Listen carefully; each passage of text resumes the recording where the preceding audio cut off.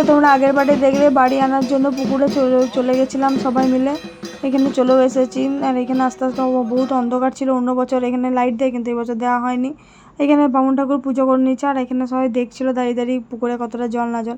আর এখানে মামা একটা মাছ পেয়ে গেছিলো, মাছটা বেশ বড় মাছ ছিল কিন্তু ধরলো না, সবাই ছেড়ে দিল। তারপর এখানে নিজেকে একটু দেখিয়ে নিলাম। তারপরে এই যে দিদি নেমে গেছে পুকুরে স্নান করতে, দিদি ভাই মামা দাদা সবাই স্নান করবে আর আমরা উপর পুকুর পাড়েই ছিলাম আর এখানে মজা করছিলাম। আর এই যে মন্দিরা, তারপরে মামা দাদা ওদের স্নান হয়ে যায়, এরপরে বাড়ি নিয়ে। মাঝে মাঝে একটু ভুল ত্রুটি হচ্ছে, প্লিজ তোমরা একটু মানিয়ে নাও, যেহেতু প্রথম ব্লগ করছি, ভয়েস ওভার দিচ্ছি।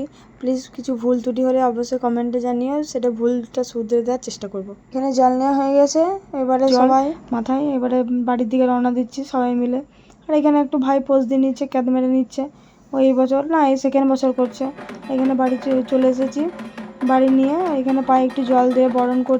প্রথমে দাদার পায়ে জল দিয়ে নেয় বৌদি, তারপরে ভাইয়ের পায়ে একটু জল দিয়ে ভেতরে প্রবেশ করে ওরা সবাই। তারপর আমরা সবাই ভেতরে চলে যাই, ওরা আসছে। তারপর আমরা আগে আগে গিয়ে একটু যা যা ওদের বরণ করা শুরু হয়ে যায়। ওদের সবাই মনসা পুজো আমাদের বহুত দিনের পুজো, আমার দাদু তার দাদু আমলের পুজো, বহুত দিনকার আগেকার পুজো।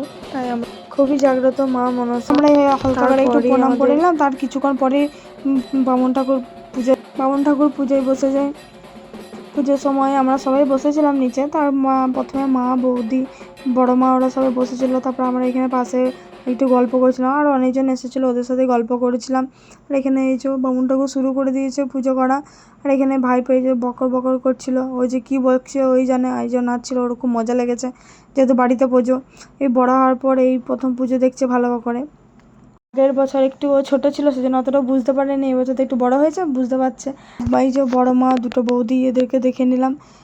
আর এখানে পুজো হতে না হতে ওর আপেল খেতে মন যাচ্ছে, আপেল করে মাথা খারাপ করে দিয়েছে। তাই ওকে একটু আপেল দিয়ে শান্ত করে চুপ করে বসে রাখা হয়েছে। এখানে পুজো হয়ে যায়, তারপর আমরা পুষ্পাঞ্জলি দিয়ে নিই। আর এখানে বলি শুরু হবে, যেহেতু আমাদের ছাগল বলি হয় না, সেই জন্য আমাদের এখানে ঝিঙা বলি হবে। তারপরে আমাদের পুজো কমপ্লিট হয়ে যায়। এখানে আমরা জল খেয়ে নিই। আজকের ভিডিওটা এই পর্যন্তই।